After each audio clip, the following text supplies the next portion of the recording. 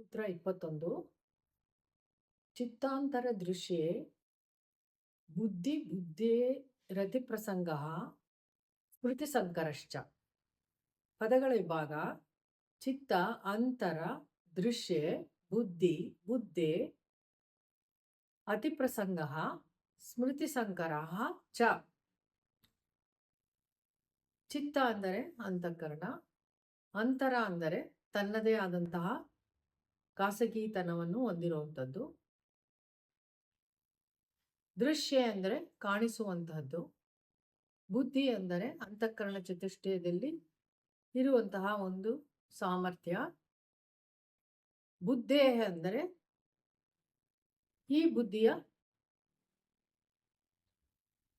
ಚಟುವಟಿಕೆ, ಅತಿಪ್ರಸಂಗ ಅಂದರೆ ಅತಿಯಾದಂತಹ ಚಟುವಟಿಕಾ ಸ್ಥಿತಿಗಳು, ಸ್ಮೃತಿ ಅಂದರೆ ನೆನಪು, ಸಂಕರ ಅಂದರೆ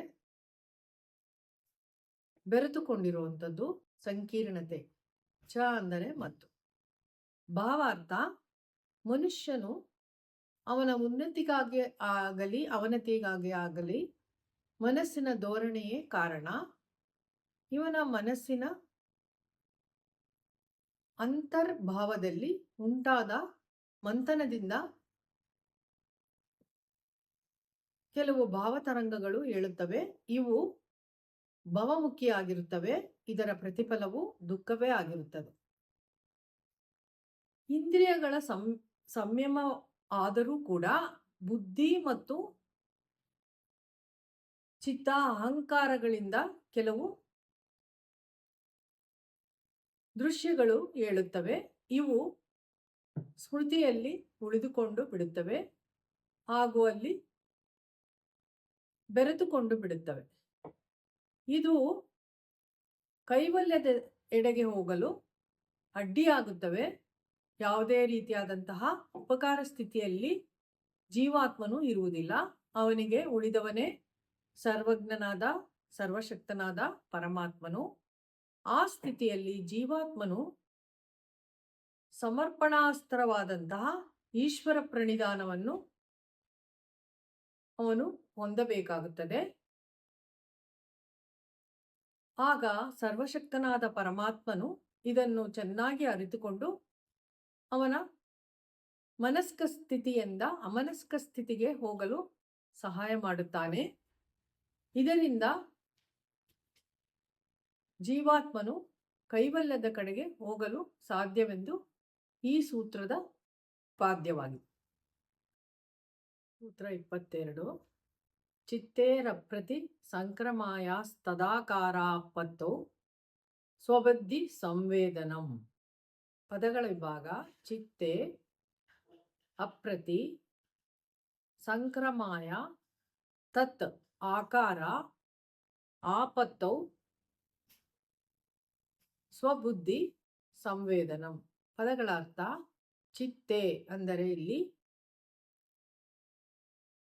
ಪರಮಾತ್ಮನ ಪ್ರಜ್ಞೆ, ಅಪ್ರತಿ ಅಂದರೆ ಪ್ರತಿಯಾದಂಥದ್ದು, ಅದಕ್ಕೆ ವಿರುದ್ಧವಾದಂಥದ್ದು.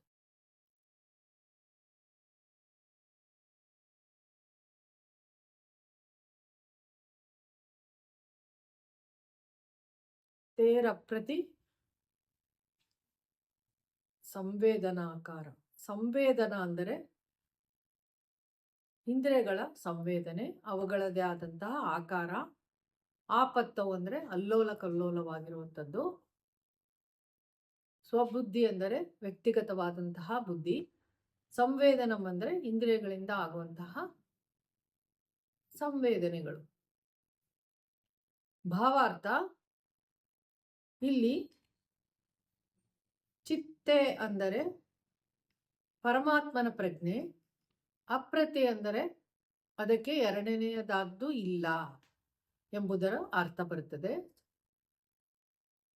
ಸಂವೇದನ ಅಂದರೆ ಇಂದ್ರಿಯಗಳ ಇಂದ ಉಂಟಾಗುವಂತಹ ವಿಚಾರಗಳು, ಅವುಗಳದೇ ಆದಂತಹ ಆಕಾರ ಸ್ವರೂಪಗಳು ಇರುತ್ತವೆ. ಅವು ಅಲ್ಲೋಲ ಕಲ್ಲೋಲವಾಗಿರುತ್ತದೆ. ಅದು ಸ್ಮೃತಿಯಲ್ಲಿ ಸೂಕ್ಷ್ಮವಾಗಿರುತ್ತದೆ.